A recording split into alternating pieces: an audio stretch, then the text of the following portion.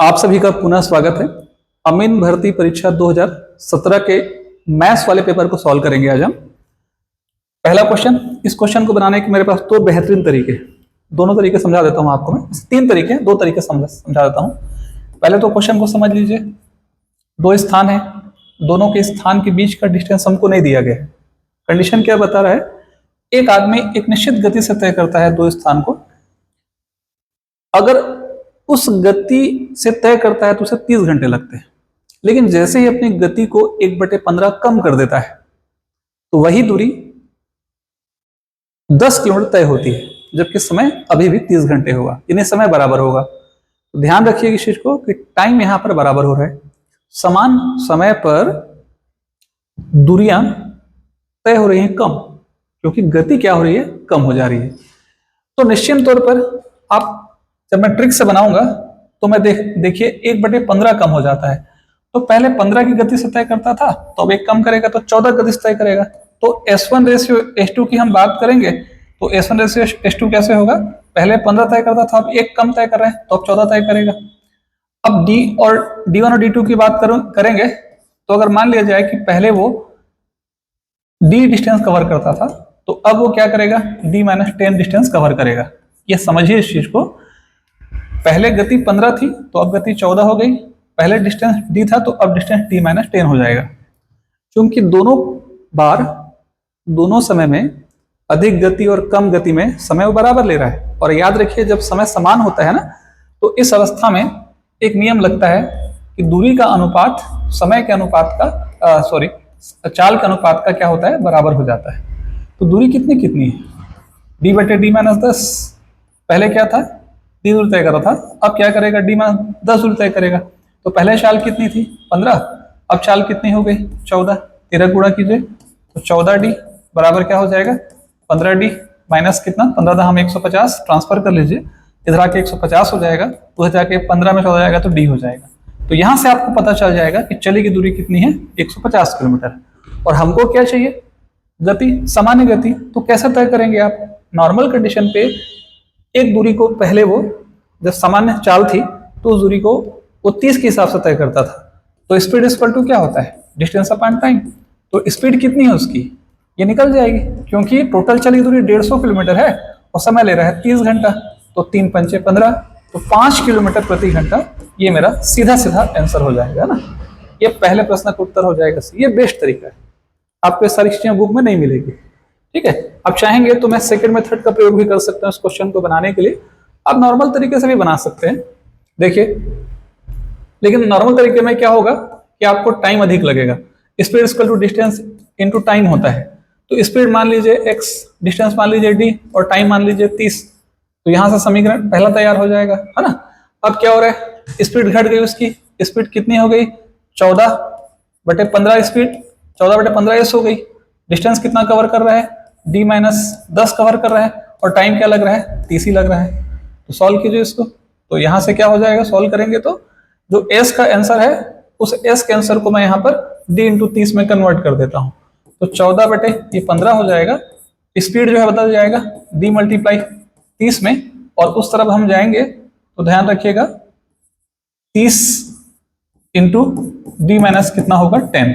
तो 15 दूनी 30, तो 14 दूनी कितना हो जाएगा, 28D, और यहाँ 30D, और माइनस कितना हो जाएगा, 300। ट्रांसफर कर लीजिए, तो यहाँ से 300 प्लस हो जाएगा, उस तरफ जाएंगे तो 30 में से 28 जाएगा तो 2D, और D को काट देंगे तो D बराबर कितना, 150। और आपको इस चाहिए आपको स्पीड, नॉर्मल स्पीड, तो डिस्टेंस अपॉन टाइम। तो 150 की दूरी 30 घंटे में तय करें तो 5 किलोमीटर प्रति घंटा हमारा क्या हो जाएगा, स्पीड हो जाएगा। तो आप इस मेथड का प्रयोग करके भी क्वेश्चन को बना सकते हैं। ठीक है, चलिए ये हो गया हमारा पहला प्रश्न। ठीक है, चलिए ये हो गया पहला प्रश्न। मैं आपको अच्छे अच्छे प्रश्नों को पहले कर रहा हूं, जो बहुत इजी हैं उसको हम आराम से बनाएंगे। ठीक है, चलिए अगला सवाल देखिए। जैसे इस क्वेश्चन को ध्यान से देखिए, 2 अंकों से बनी, सेकंड नंबर का क्वेश्चन है, आप गिनते रहिए, है ना। एक हो चुका है, ये सेकंड नंबर का सवाल है, लिख देते हैं, याद रहेगा हमको। 2 अंकों से बनी सभी संख्याओं का योग जो कि 5 से विभाजित होती है, क्या होगा। अब 5 से विभाजित होती है, 2 अंक की होनी चाहिए। आप एक काम कीजिए, आप क्या कीजिए, जोड़िए 5, 10, 15 ऐसा करके जोड़िए। कहां तक जाएंगे हम? 95 तक जाएंगे। ऐसा क्यों जोड़ रहे हैं? दो अंकों से बनी हुई सभी संख्याओं को योग जो कि 5 से डिविजिबल होनी चाहिए, क्या होगा? तो मैं मान के चल रहा हूं ना कि 5 के पहाड़े में 19 पंचे 95, 20 पंचे 100, तो आपको 100 तक नहीं जाना है, ठीक है, आपको जाना है 95 तक। हालांकि 5 को भी नहीं लेना है, लेकिन 5 को क्यों ले रहे हैं मैं आपको समझाऊंगा। 5 आप निकाल दीजिए तो 1 धन 2 धन डेश डेश, ये हम पहुंच जाएंगे 19 तक। आप इतने संख्याओं को जोड़ निकालिए, अंदर की संख्याओं को जोड़ निकाल के उसका हम 5 गुना करेंगे, है ना। तो ये अंदर में जो नंबर दिख रहा है ना, वो आपको n प्राकृतिक संख्याओं का जोड़ दिख रहा है। तो n प्राकृतिक संख्याओं का जोड़ कैसे निकालते हैं? फार्मूला होता है n+1/2, n प्राकृतिक संख्याओं के जोड़ को निकालने का। तो कितनी संख्या है अंदर में? 19। तो 19 गुणित क्या हो जाएगा? 19 में 1 जोड़ दीजिए, 19 × 19 धन 1 तो 20 हो जाएगा। इसको डिवाइड कर 2 से, 2 धाम 20, तो 19 धाम कितना होगा? 190। ठीक है, 190। थोड़ा सा बात को समझिए इस चीज को। 19 संख्याओं का जोड़ n+1/2, यहां से 1 से शुरू करके 95 तक गए थे, तो n+1/2, 19 + 1/2, 2 से काटेंगे 20, 20 × 19 करेंगे तो यहाँ 190। 190 किसका जोड़ है? अंदर के संख्याओं का जोड़ है। अब उसको 5 को मल्टीप्लाई करेंगे, तो 5 इंटू क्या करेंगे? 190, तो 19 पंचे 95, 950। मतलब ये हुआ कि इतने संख्याओं का जोड़ जो है वो हो रहा है क्या? 950। लेकिन इन संख्याओं के जोड़ में, इस 950 में पहला अंक हम शामिल नहीं करेंगे, क्योंकि 2 अंकों वाली संख्याओं का जोड़ जो 5 के पहाड़े में आ जाए, तो 10 से शुरू होकर यहां तक जाना है, तो 5 घटा दीजिए। तो 950 में हम 5 घटा देंगे तो मेरा उत्तर आ जाएगा 945। यही मेरा फाइनल आंसर है ना। देख लीजिए, डी ऑप्शन आपको 945 दिया है। ये हो गया हमारा क्या? Second question. क्वेश्चन नंबर 2 हो गया। थोड़ा हार्ड क्वेश्चन को हम लोग पहले करेंगे, मजा बना रहेगा आप लोगों के लिए, क्योंकि मुझे पता है कि सरल क्वेश्चन जहां मैंने शुरू कर दिया आप लेफ्ट हो जाएंगे। तो अच्छे प्रश्नों को, अच्छे 4 प्रश्न बचा कर रखूंगा, उसके बाद सबसे अच्छे प्रश्न फिर उसी हिसाब से बढ़ूंगा। चलिए, क्वेश्चन नंबर 3 हमारे आज के प्रैक्टिस सेट का, आज के वीडियो का ये तीसरा नंबर का सवाल है। एक बोतल दूध से भरी है, 1/3 दूध निकालकर समान मात्रा में पानी डालकर बोतल को भर दिया जाता है। इस प्रक्रिया को 3 बार दोहराया जाता है। बोतल में दूध और पानी का अंतिम अनुपात क्या है? इस क्वेश्चन को बनाने के मेरे पास 2 तरीके हैं, ठीक है। तो खैर अभी एक ही तरीका बता रहा हूं। 1/3 दूध निकाल करके, 1/3 मतलब क्या होता है? 3 पे 1 की कमी आ रही है, और जब 3 पे 1 की कमी आ रही है तो क्या हो जाएगा? 2/3, ये रिमेनिंग पार्ट है।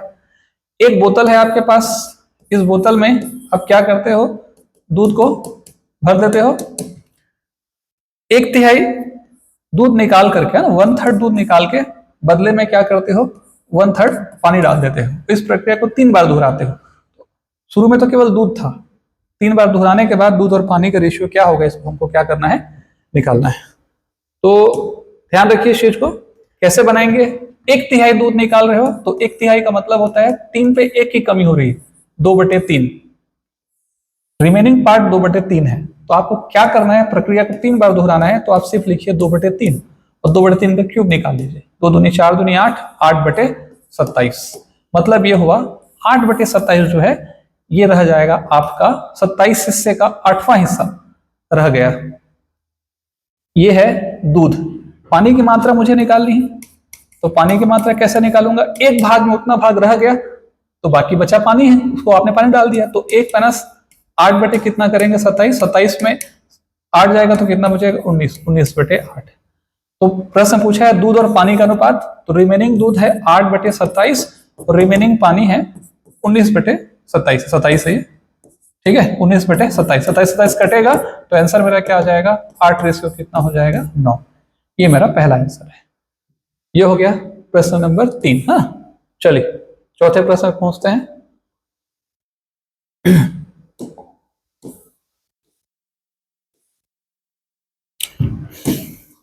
Question number 4।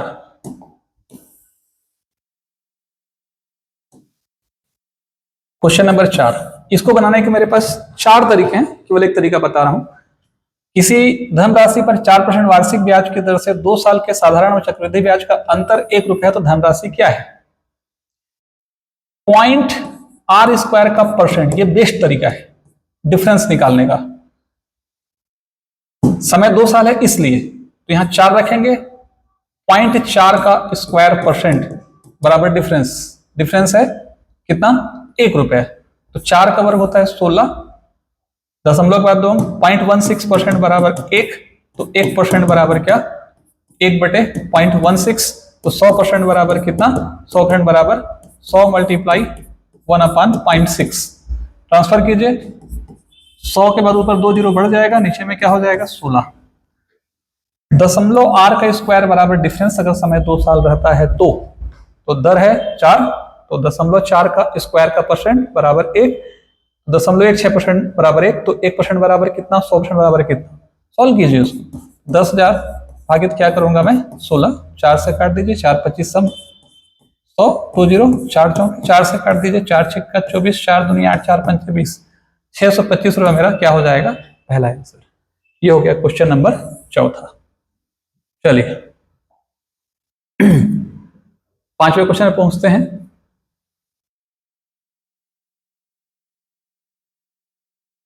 क्वेश्चन नंबर 5, नमक और पानी के 30 किलो विलयन में, जिसमें 2% नमक है, कितना किलोग्राम शुद्ध नमक और मिलाया जाए कि प्रक्रिया जो है बढ़ के 10% हो जाए, है ना। एक कंडीशन बता रहा है, नमक और पानी के 30 किलो विलयन में, तो 30 किलो विलयन है, तो 30 किलो विलयन का 2% नमक है। 30 किलो का 2% आप क्या ले लीजिए, नमक ले लीजिए। कैसे आएगा, 30 इंटू 2 भागित कितना करेंगे 100, 30 दूनी 60, मतलब क्या हो जाएगा 60 भागित 100। तो जब मैं 100 से डिवाइड करूंगा ना, तो नमक की मात्रा हो जाएगी 0.6, 0.6 किलो, है ना। 0.6 किलो आपका नमक है। क्या बोल रहा है, कितना किलोग्राम शुद्ध नमक और मिलाएं कि परसेंटेज बढ़ के 10% हो जाए। ठीक है, ध्यान रखिए इस चीज को। नमक और पानी के 30 किलो विलयन में, जिसमें 2% नमक है, तो 30 का मैं 2% निकाल दिया, तो नमक की मात्रा निकल गई 0.6 kg। कितना किलोग्राम शुद्ध नमक और मिलाएं, नमक की मात्रा को और कितना किलोग्राम मिलाएं, तो मैं मान लेता हूं कि 0.6 किलोग्राम का मेरे पास नमक है, उसमें x किलोग्राम और मिला देता हूं मैं। तो अब नमक की मात्रा इतनी हो गई, नमक की मात्रा इतनी हो गई। ये जो नमक है कुल मिश्रण का 10% हो जाएगा। तो कुल मिश्रण कितना है मेरे पास, कुल मिश्रण तो आप मान के चल रहे थे, सवाल में दिया था 30 किलो, और 30 किलो में आप x मिला रहे हो, है ना भाई। कुल मिश्रण हो गया भाई, आपके पास 30 किलो था जिसमें के 0.6 नमक था, बाकी पानी था, तो आपने नमक और बढ़ा दिया, तो नमक की मात्रा इतनी हो गई। मैंने मान लिया कि x किलो नमक बढ़ाया, तो नमक x किलो और ओरिजिनल नमक पहले का 0.6, तो टोटल नमक कितना, और मिश्रण ये मिश्रण है, और टोटल मिश्रण का कितना परसेंट नमक हो जाएगा, 10%। तो इतने का 10% किसके बराबर होगा, इसके बराबर होगा। सॉल्व कीजिए इसको, सॉल्व कैसे करेंगे, सॉल्व कर दीजिए इसको, इसको यहाँ पर क्या हो जाएगा 0.6 प्लस x रखेंगे, इसका मतलब होता है 10% का मतलब होता है क्या, 10 भागे 100 करेंगे, एक जीरो खत्म, तो 0.10 हो जाएगा, तो 0.10 से मल्टीप्लाई कर दीजिए, तो ये 3 हो जाएगा, और 0.10 x हो जाएगा, तो ट्रांसफर कर दीजिए इसको, है ना। इधर आ जाएगा, तो 0.10 से 1.0 घटेगा, है ना। या आपको समझ में नहीं आ रहा है तो 10/100 भी लिख सकते हैं, आपको सुविधा हो जाएगी, है ना। अगर आप यहां से नहीं समझ आ रहा है तो 0.6 प्लस x ले लीजिए, और वहां पे क्या कर लीजिए 30 प्लस x भागित क्या हो जाएगा 10% का मतलब 10 भागित 100 मतलब 1/10, तो 13 गुणा करेंगे तो 6 हो जाएगा, और यहाँ पर क्या हो जाएगा 10x, इधर क्या हो जाएगा 30 प्लस कितना x, तो ट्रांसफर कर देंगे, तो 10x में एक एक जाएगा तो 9x बच जाएगा, और 10 में 6 गया तो 4, तो x बराबर कितना हो जाएगा 24/9, और जैसे ही 24/9 बचेगा मेरे पास, तो 3 अट्ठे 24, 3 तिया 9, तो 3 दूनी 6, 2 सही 2/3 kg, तो 2 सही 2/3 किलो, यही मेरा बी नंबर का आंसर हो जाएगा। मेरे ख्याल से ये कौन सा क्वेश्चन है, ये क्वेश्चन नंबर 5। चलिए आगे बढ़ते हैं। एक कोण अपने, क्वेश्चन नंबर 6, एक कोण अपने पूरक कोण का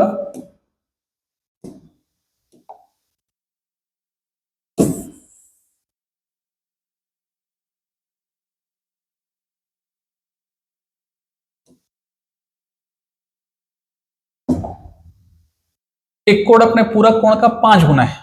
एक कंडीशन बता रहा है, एक कोण अपने पूरक कोण का। अब एक कोण मान लिया जाए कि x है, उसका पूरक कोण क्या हो जाएगा 90 माइनस एक्स है। तो एक कोण, क्वेश्चन नंबर 6, एक कोण अपने पूरक, कंप्लीमेंट्री सप्लीमेंट्री को ध्यान रखिएगा, कंप्लीमेंट्री, सप्लीमेंट्री मतलब 180 माइनस एक्स, अनुपूरक यानी कंप्लीमेंट 90 माइनस एक्स। एक कोण अपने पूरक कोण का 5 गुना है, जो कह दिया उसका ले लीजिए। x बराबर 5 9 45 और माइनस 5x ट्रांसफर कीजिए तो 6x बराबर कितना 450, तो काट दीजिए तो x बराबर 6 7 42 6 5 30 75। आंसर नंबर क्या हो जाएगा बी। क्वेश्चन नंबर 6 हमारा कंप्लीट हो गया। चलिए आगे बढ़ते हैं। ये क्वेश्चन भी बहुत सरल है, आसान है। दो छोटे छोटे क्वेश्चन करते हैं, इन दो छोटे क्वेश्चनों को करेंगे तो कॉन्फिडेंस भी आपका बढ़ेगा। क्वेश्चन नंबर 7, एक लंबवृत्तीय शंकु के आधार की त्रिज्या और ऊंचाई दे दी गई है, शंकु का आयतन निकालना है। तो एकदम सिंपल सा है, शंकु का आयतन का सूत्र होता है 1/3 पाई आर स्क्वायर एच, 1/3 पाई का उत्तर होता है 22/7। त्रिज्या कितनी है अपनी 7 गुणित 7, ऊंचाई कितनी है 24, तो 7 से 7 खत्म, 3 अट्ठे क्या हो जाएगा 24, 8 7 56, 56 इंटू 22, 2 छिक्का 12, 2 पंचे 10 और 1 11, 2 1 और 1 तो 2 3 2 और 1 1232 है ना। सी नंबर का आंसर जो है मेरे 7वें प्रश्न का उत्तर हो जाएगा। चलिए 8वां प्रश्न देख लीजिए। 8वां कंडीशन क्या बता रहा है क्वेश्चन में, एक दुकानदार जब 36 संतरे बेचता है तो 4 संतरे के विक्रय मूल्य के बराबर घाटा होता है। ठीक है, ध्यान रखिए इस चीज को, एक दुकानदार जब 36 संतरे बेचता है तो उसे 4 संतरे के विक्रय मूल्य के बराबर घाटा होता है, उसका हानि परसेंट क्या होगा। क्वेश्चन नंबर 8, एक दुकानदार कितने संतरे बेच रहे हैं 36 संतरे, तो 4 संतरे के बेचे के दाम के बराबर घाटा हो रहा है। यानी अगर मैं 36 संतरे बेचता हूं, मान लिया जाए कि मैं एक संतरे 1 रुपए का बेच रहा हूं, तो 36 संतरा 36 रुपए में बेचूंगा, तो मुझे घाटा कितने का हो रहा है 4 संतरे के बेचे के दाम के बराबर। तो इसका मतलब है 4 रुपए का घाटा हो रहा है। एक संतरा 1 रुपए का, तो 4 संतरे के बेचे के दाम के बराबर। तो 36 संतरा मैंने बेचा, मुझे 36 रुपए मिला, मुझे कितने का घाटा हुआ 4 का घाटा हुआ ना भाई। एक संतरा 1 रुपए तो 4 संतरा 4 रुपए, तो इसका मतलब क्या था, नुकसान हुआ 4 का। 4 का नुकसान इसलिए हो रहा है क्योंकि मैं 36 में बेच रहा हूं, मुझे नुकसान तब नहीं होता जब मैं 40 में बेचता, 4 रुपए घाटा हो गया। तो 4 का घाटा किस पे हो रहा है 40 पे। 4 40 का कितना परसेंट है, तो 4 दाम 40 10% है ना, तो 10% का क्या हो रहा है यहाँ पर नुकसान हो रहा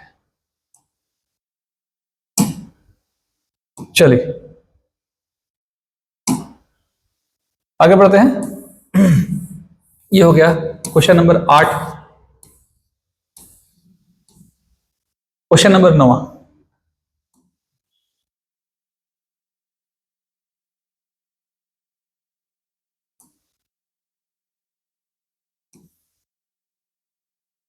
एक संख्या n पूर्ण तब कहलाती है, एक संख्या n पूर्ण तब कहलाती है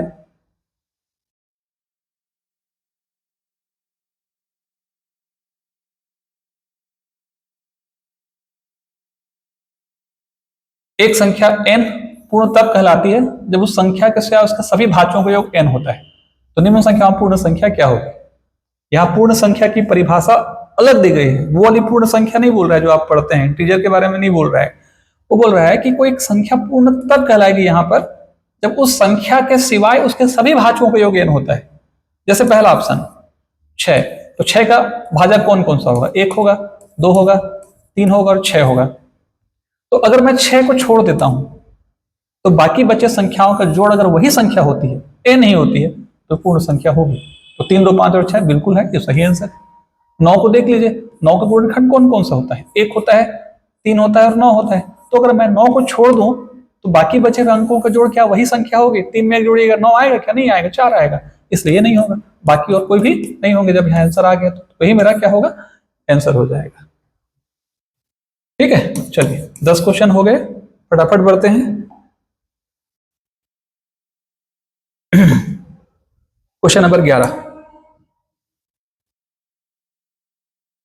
ये भी आसान है। दो अभाज्य संख्याओं x और y का लघुत्तम 161 है, तो 3y माइनस एक्स का उत्तर क्या होगा। दो अभाज्य संख्या है x और y, उसका एलसीएम 161 है, तो एलसीएम 161, तो 161 को मैं क्या लिखूंगा, तोड़ दूंगा मैं। ये होता है 23 इंटू 7, 7 3 21, 7 दूनी 14, 2 16। प्रश्न बोला है दो अभाज्य संख्या है और उनका लघुत्तम 161 है। तो एक अभाज्य संख्या 23, एक अभाज्य संख्या 7। अभाज्य संख्या में टूटेगा तो जो बड़ा होगा वो x होगा, छोटा होगा y होगा। तो x 23 हो जाएगा और y 7 हो जाएगा। तो क्या पूछा है, 3y माइनस एक्स, तो 3 इंटू 7 माइनस एक्स मतलब 23, 7 21, 21 में 23 घटेगा तो 21 23 घटेगा तो कितना हो जाएगा, -2, और यही मेरा क्या हो जाएगा, आंसर हो जाएगा। मेरे ख्याल से 11 क्वेश्चन हो गया। चलिए आगे बढ़ते हैं। इसके बाद देखिए ये क्वेश्चन है बहुत आसान है। इसके लिए छोटा सा कॉन्सेप्ट लगता है, कौन सी संख्या 11 से पूर्णतः क्या है, विभाजित है। तो 11 से पूर्णतः विभाजित होने वाली संख्या हमको निकालनी है। तो ये तो आसान सा सवाल है। इसके लिए दो नियम होते हैं, विषम स्थानों में स्थित अंकों का जोड़ और सम स्थानों में स्थित अंकों के जोड़ का अंतर शून्य होना चाहिए या 11 के पहाड़े में आना चाहिए, वो संख्या आंसर बनाएगी। 2 5 7 4 11, 4 6 देखिए है ना, 2 प्लस 5 प्लस 4, 5 5 7 4 11, 12 11, 2 का 5 का 2 5 4, 4 6 और 2, 4 प्लस 6 प्लस 2, तो 6 4 10 2 12। तो इसका अंतर नहीं आ रहा है इसलिए आंसर नहीं होगा। पहले को देख लीजिए, इसको देख लीजिए, 5 3 8 4 12, 1 6 7 2 9, ये भी नहीं होगा। पहले को देख लीजिए, तो 5 7 4 11, 6 3 9 और 1 10, ये भी नहीं होगा, ये भी नहीं होगा। ठीक है, इसको देख लीजिए, 4 5 9 2 11, हाँ ये हो रहा है, 5 6 7 4 11, यही मेरा आंसर है। विषम स्थान पर स्थित अंकों का जोड़ 4 धन 5 धन 2 और सम स्थान पर स्थित अंकों का जोड़ का अंतर, ठीक है, अगर शून्य हो जाए या 11 के पहाड़े में आए, 4 5 9 2 11 और 4 6 10 और 1 11, 11 में 11 गया 0 0 आ रहा है, तो निश्चित तौर पर यही संख्या 11 से क्या होगी, भाज्य होगी। चलिए यह सवाल कठिन है। 2 का घात 2017 को 5 से डिविजिबल करना है। तो इसके लिए कुछ नियम कायदे कानून होते हैं, विभाज्यता का शेषफल प्रमेय कहते हैं। अब इसको समझाते नहीं बनेगा तो मैं सिर्फ सॉल्यूशन बता रहा हूं। इसमें हमको क्या करना पड़ेगा, 1 माइनस करना पड़ेगा। तो 5 में 1 जाएगा तो बचेगा 4, और 4 से क्या कीजिएगा आप 2017 को, क्यों, उसका रीजन है 4 से हम डिविजिबल करेंगे 2017 को, है ना। तो जितना शेष बचेगा उसको लिख लीजिएगा, 4 से डिवाइड कीजिए, 4 पंचे 20, 4 चौके 16, 1 शेष बच रहा है। तो जो 1 शेष बचेगा 2 का घात 1 के बराबर होगा, और बचे हुए हिस्से को हम क्या करेंगे, डिवाइड करेंगे किससे, 5 से। 5 से ना, 4 से नहीं। तो क्या बचेगा, 5 से भाग करेंगे 2 ही शेष बचेगा। तो आखिरी में क्या शेष बच रहा है मेरे पास, 2। यही मेरा आंसर है। इस टॉपिक को आपको पढ़ाना पड़ेगा, क्योंकि यहाँ से मतलब क्लास में मतलब आप पढ़िएगा ढंग से इसको, क्योंकि यहाँ से 2 क्वेश्चन क्या किया गया है, पूछा गया है। चलिए ये सवाल भी अच्छा है लेकिन टाइम खाओ है, आखिरी में करेंगे। मतलब पहले अच्छे अच्छे प्रश्नों को निपटाते हैं।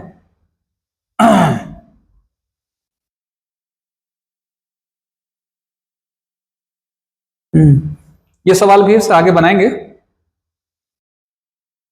चलिए यहाँ तो इजी जी क्वेश्चन है, कुछ सॉल्व कर लेते हैं। एक दुकानदार, एक कंडीशन बता रहे हैं अपने को क्वेश्चन में, एक दुकानदार अपनी धनराशि का 30% व्यय करता है। एक दुकानदार अपनी धनराशि का 30% व्यय करता है, 21 रुपये बचाता है। तो सिंपल सवाल हो गया, 30% खर्च करेगा तो बचेगा 70%। 70% बराबर कितना है, 21 रुपया। तो 1% बराबर क्या हो जाएगा, 21 बटे कितना, 70। मुझे क्या चाहिए, 100%। 100% का मतलब 100 गुणित 21 बटे कितना, 70। ये कटेगा, 7 21 30। तो उत्तर क्या आ जाएगा, 30। ये मेरा आंसर। ठीक है, चलिए ये सवाल भी बहुत इजी है। निम्न से क्या सही है, ऋण 16 ऋण 15 से बड़ा नहीं हो सकता, ऋण 16 ऋण 20 से बड़ा होगा। ठीक है, ऋण 16 1 से छोटा कैसे होगा, ये सही है, डी नंबर सही है। ये सामान्य सवाल है, समय खराब मत कीजिए, ये भी बहुत इजी है, सिर्फ समय खराब ही करना है। फास्ट कर देते हैं, वृत्त की परिधि निकाले जिसका व्यास 42 है, तो व्यास बराबर कितना है 42, तो त्रिज्या कितनी हो जाएगी उसकी आधी 21, परिधि का सूत्र होता है 2πr, तो 2 गुणित 22/7, ये कितना हो जाएगा 21, 7 21, 3 दूनी 6, 22 गुणित 6, 6 दूनी 12, 6 दूनी 12 और 1 13, 136, ये मेरा आंसर हो जाएगा। ठीक है, चलिए अगला सवाल।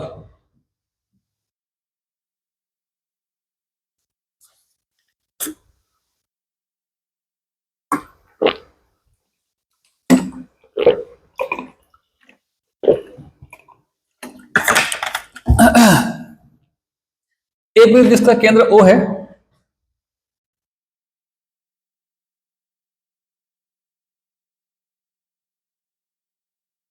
एक वृत्त जिसका केंद्र O है, एबीसीडी एक चक्री चतुर्भुज है। देखिए चक्री चतुर्भुज का मतलब होता है जिस चतुर्भुज के चारों कोणों का योग कैसा हो 180 अंश। ध्यान रखिए चक्री चतुर्भुज का मतलब होता है ऐसा चतुर्भुज जिसके चारों कोणों का योग 180 अंश है, चक्री चतुर्भुज कहलाता है। तो देखिए अगर ये चक्री चतुर्भुज है तो इसका मतलब हो रहा है कि ये जो कोण है और ये जो कोण है इन दोनों कोणों का जोड़ कितना होगा 180। तो एडीसी हमको दिया है 130 है, तो निश्चित तौर पर ये क्या हो जाएगा 50, ये कोण हो जाएगा 50 डिग्री का। अब ये जो पार्ट आप देख रहे हैं इसमें एक नियम लगता है, ये सर्कल का केंद्र है तो ये अर्धवृत्त कहलाएगा। तो अर्धवृत्त द्वारा बनाया गया कोई भी कोण समकोण होता है, तो ये कोण 90 डिग्री का होगा। तो इस कोण को आप ध्यान रखिए कितना डिग्री का हो जाएगा 90 डिग्री का। अर्धवृत्त का बनाया गया कोण 90 अंश का होता है। अगर ये 50 का है ये 90 का है तो बाकी क्या बचा बीएसी, मतलब ये वाला कोण निकालना है। तो त्रिभुज के तीनों कोणों का योग इस कोण का जोड़ इस कोण का जोड़ इस कोण का जोड़ 180 होगा। तो 90 प्लस 50 को 180 में क्या कर दीजिए घटा दीजिए, है ना, तो तीसरे कोण का मान निकल जाएगा 9 5 14 140, तो मतलब क्या हो जाएगा 40 डिग्री। तो इस कोण का उत्तर किसने के बराबर हो जाएगा 40 डिग्री, ये मेरा आंसर है। चलिए अगला सवाल 10 वर्षों में ए 10 सालों में ए की उम्र बी की उस उम्र की डबल होगी जो बी की 10 साल पहले की थी। अभी ए की उम्र बी से 9 ज्यादा है, बी की वर्तमान उम्र कितनी है। इस सवाल को जब बनाएंगे ना तो बी की उम्र को आप x मान लीजिए, ए की उम्र कैसी है 9 साल ज्यादा है तो x + 9 हो जाएगा। क्या कंडीशन कर रहा है 10 सालों में हो जाएगी, 10 सालों में मतलब 10 साल के बाद किसकी उम्र ए की उम्र कैसी हो जाएगी, ए की उम्र हो जाएगी, मतलब x + 9 का उत्तर कैसा हो जाएगा 10 साल के बाद ए का उम्र उस उम्र की डबल होगी जो बी की 10 साल पहले की थी। बी की उम्र को 10 नहीं बढ़ाना है, आज से 10 सालों में, मतलब यहां 10 साल आपको ए की उम्र बढ़ानी पड़ेगी। 10 सालों मतलब ए की जो वर्तमान उम्र है उस वर्तमान उम्र से 10 जोड़ दीजिए, तो आज से 10 साल बाद ए की उम्र बी की उस उम्र के 2 गुना के बराबर होगी जो 10 साल पहले की थी। तो बी की अभी x है तो 10 साल पहले की x - 10 रही होगी, ठीक है, जो बी की 10 साल पहले की थी, 10 साल पहले और कम रहा होगा अभी से, तो x - 10 की कितनी गुनी हो जाएगी 2 गुनी हो जाएगी। सॉल्व कीजिए, तो x प्लस क्या हो जाएगा 19 बराबर 2x - 20, ट्रांसफर करो 20 इधर आके प्लस हो जाएगा, 1 उधर के माइनस हो जाएगा, तो 20 और 19 39 साल किसके बराबर हो जाएगा x के बराबर। और प्रश्न पूछा है कि बी की वर्तमान उम्र कितनी है, यही हमारा आंसर हो जाएगा। चलिए 3 घन जिसमें प्रत्येक की भुजा 8 है, 3 घनों को क्या किया गया है जोड़ा जा रहा है और 3 घनों को जोड़कर क्या बनाया जा रहा है घनाभ बनाया जा रहा है। ठीक है, हमारे पास ध्यान रखिए इस चीज को, 3 प्रकार का घन दिया है और तीनों घनों को जोड़कर क्या किया गया है घनाभ बनाया जा रहा है। ठीक है, इस घनाभ का संपूर्ण पृष्ठ देखिए, इसकी भुजा 8 है, इसकी भुजा 8 है, इसकी भुजा 8 है। 3 घनों को जोड़कर जब एक घनाभ बनाओगे तो उस घनाभ का संपूर्ण पृष्ठ पूछ रहा है। भाई अब 3 घनों को जोड़े हो तो यहाँ ऊंचाई 8 होगी, यहाँ भी ऊंचाई 8 होगी, यहाँ भी ऊंचाई 8 होगी, हर जगह ऊंचाई 8 ही रहेगी, 8 तो चेंज होगी नहीं, 8 8 8 के हिसाब से 8 ही रहेगी। चौड़ाई भी 8 रहेगी, यहाँ भी 8 रहेगी, यहाँ भी 8 रहेगी, लंबाई क्या हो जाएगी बढ़ जाएगी, ये 8 ये 8 और यहाँ भी क्या 8। तो 3 घनों को जिसकी भुजा 8 सेंटीमीटर है जब जोड़कर एक घनाभ बनाया जाता है तो उस घनाभ की लंबाई 24 होगी, चौड़ाई 8 और ऊंचाई स्थिर रहेगी। तो उस घनाभ का संपूर्ण पृष्ठ निकालना है, तो संपूर्ण पृष्ठ कैसे निकालते हैं 2 A B plus B C plus C है, जहां ए लंबाई, बी चौड़ाई और सी ऊंचाई को एक्सप्रेस करता है। लंबाई बढ़ चुकी है, 8 थी 24, चौड़ाई कितनी है 8, फिर चौड़ाई कितनी है 8, ऊंचाई कितनी है 8, फिर लंबाई कितनी है 24 और यह चौड़ाई फिर कितनी है 8। सॉल्व कीजिए तो 2 इंटू 8 चौक 32, 8 दूनी 16 3 19, 192, 8 8 64, फिर 192। ठीक है, सॉल्व कर दीजिए उसको। तो 2 4 6 2 8 9 6 15 15 9 24 का 4 हाथ में है 2, यहाँ 4 4 48 गुणित 2, तो 2 8 16, 2 चौक 8 और 1 9, 2 चौके 8, 896 है ना। ये वाला मेरा आंसर 62 हो जाएगा। चलिए अगला क्वेश्चन देखिए।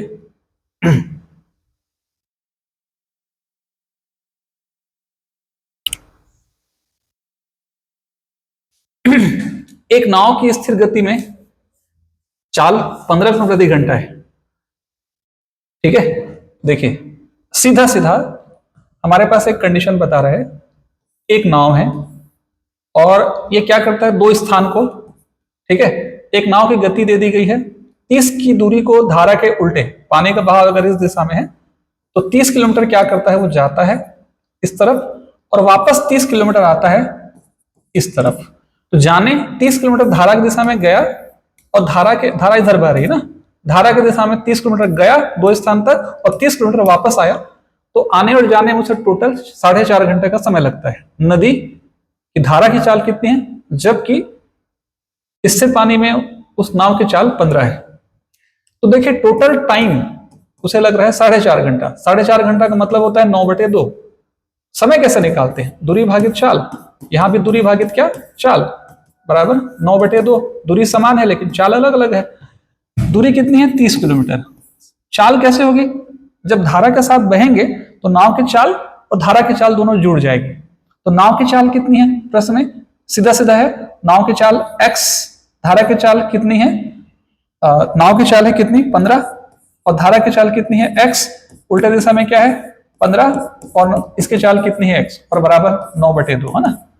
ध्यान रखिए इस चीज को, यहां मैं फिर से लिख देता हूं 30 भागित 15 प्लस x और यहाँ 30 भागित 15 माइनस x बराबर क्या होगा 9/2। इसको सॉल्व करेंगे तो 2 जन्म निकल जाएगा। तो 2 जन्म नहीं निकालना है तो सबसे बढ़िया तरीका होता है ऑप्शन। ऑप्शन को रखिए और किस ऑप्शन को पहले रखना है, जहां आसानी से वो सॉल्व हो जाए। आसानी से सॉल्व कहां होगा, इससे होगा, बाकी में तकलीफ दे होगा।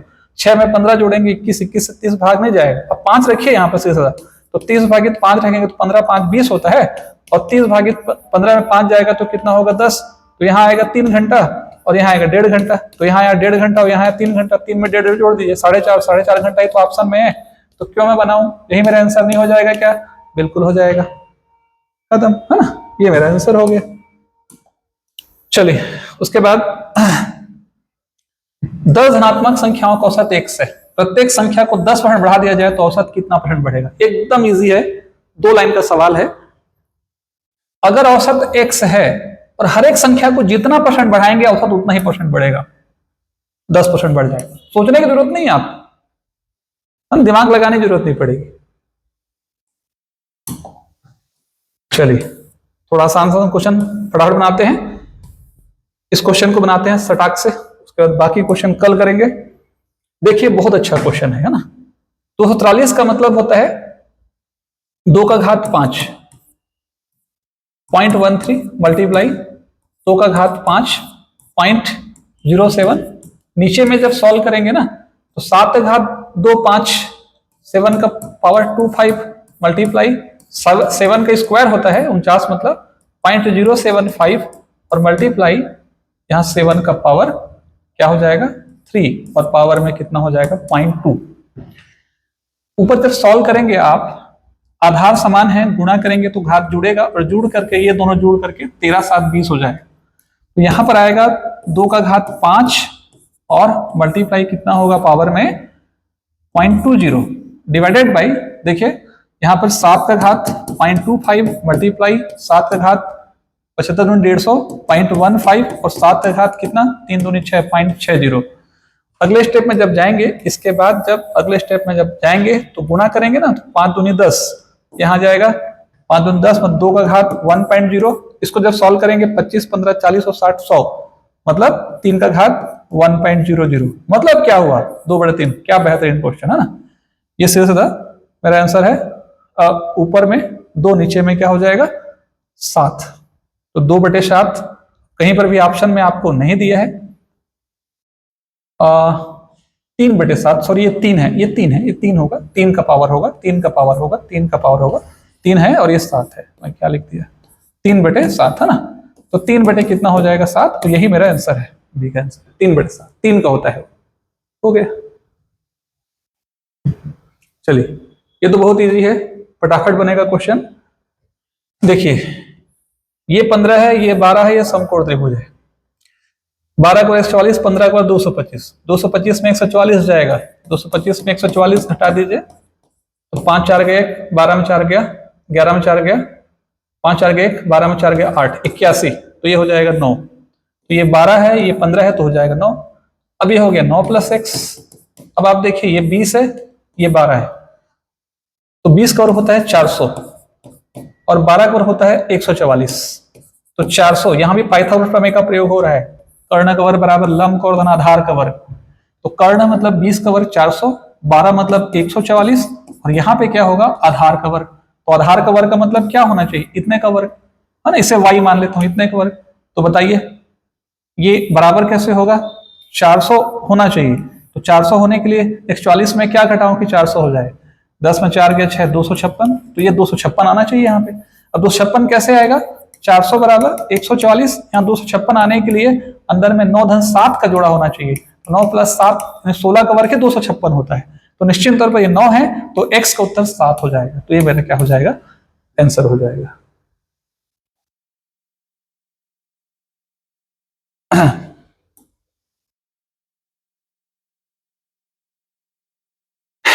ABC का औसत 45 है। A + B + C का औसत कैसा है 45 है। ए बी का औसत यहाँ A + B + C बराबर 3 पंचे 15, 3 चौक 12 उत्तर 135। क्या कंडीशन बता रहा है, ए और बी का औसत 40 है, तो A + B बराबर 80 हो जाएगा। ट्रांसफर कर दीजिएगा, डायरेक्ट बना रहा हूं मैं। A + B का औसत कैसा है 40, 13 गुणा कीजिए तो A + B बराबर 40 दूनी कितना 80। तो A + B को उत्तर 80, 80 को रख दीजिए, C निकल जाएगा 135 - 80, 10 में 5, 13 में 5, 13 में 8 गया 5। तो क्या होगा B का औसत हमको निकालना है, C निकल गया कितना 55। ठीक है, B और C का औसत भार 43 है, तो यहां से B निकलेगा। तो B + C 43 का डबल 2 × 3 = 6, 2 चौक 12। B + C का जोड़ भागी 2 बराबर 43, B + C बराबर 43 × 2। तो C को उत्तर हमने निकाल लिया। तो B + 55 बराबर 126। तो B बराबर 6 में 5 गया 1, 12 में 5 गया 7। ठीक है, एक सेकेंड, इस क्वेश्चन को अपन फिर से बना लेते हैं बिना हड़बड़ाए। देखिए 3 का औसत 45 है, तो 3 का जोड़ क्या निकलेगा A + B + C, इनका 3 गुना, 3 पंचे 15, 3 चौक 12 13 135 हो जाएगा। A और B का औसत 40 है, तो A और B का जोड़ क्या निकल जाएगा 80। समीकरण हो जाएगा 2। B और C का जोड़ हो जाएगा, B और C का जोड़ क्या हो जाएगा 2 × 3 = 6, 2 चौक 8 86। समीकरण क्या हो जाएगा तीसरा। 3 कंडीशन दिया है, इन कंडीशन का प्रयोग करके हमको B का भार निकालना है। तो हम क्या करेंगे, कहीं से भी बना सकते हैं उसको। यहां से आप ले लीजिए, इन दोनों को जोड़ दीजिए आप। तो A + B + B + C, मैं 2 में 3 जोड़ देता हूं, समीकरण 2 में 3 जोड़ता हूं तो 8 8 16। ठीक है, और 6 166 हो जाएगा। यानी क्या हो जाएगा A + C + 2B बराबर 166। और ट्रांसफर कर दीजिए यहां से, इसको बदल दीजिए A + B + C + B में बराबर 166। मैंने क्या किया इसको तोड़ दिया, तो 2 भी था उसको 1 भी ले लिया। A + 1B + 1C + B बराबर 66। तो A + B + C का जोड़ निकल जाएगा मुझे 135। 135 घट जाएगा किससे 166 से, तो B बराबर क्या निकल जाएगा 166 में 135 घटा दीजिए, 6 में 5 गया 1, तो 6 में 3 गया 3 31। तो 31 किलो जो है क्या हो जाएगा मेरा आंसर हो जाएगा। ठीक है, चलिए बाकी जो थोड़ा बहुत 2 क्वेश्चन इधर बचा है, ज्यादा क्वेश्चन नहीं बचा है, जो 2 से 4 क्वेश्चन बचे हुए हैं, इन 2 से 4 क्वेश्चनों को जब अगला क्लास आएगा रीजनिंग का, उस रीजनिंग के साथ मैं अटैच कर दूंगा। उम्मीद है ये वीडियो आपको अच्छा लगेगा। वीडियो अच्छा लगे तो वीडियो को जरूर लाइक कीजिएगा, चैनल को सब्सक्राइब कर लीजिएगा और बेल आइकन को प्रेस कर लीजिएगा, ताकि जो भी नोटिफिकेशन आपको आए आप को मिल सके। और आपके सकारात्मक सुझावों का स्वागत रहेगा कमेंट बॉक्स में। अगला जो वीडियो आएगा अमीन भर्ती परीक्षा के लिए, वो रीजनिंग के बाद फिर कंप्यूटर, और किस सब्जेक्ट वीडियो बनाना है जरूर बताइए। सभी को थैंक यू।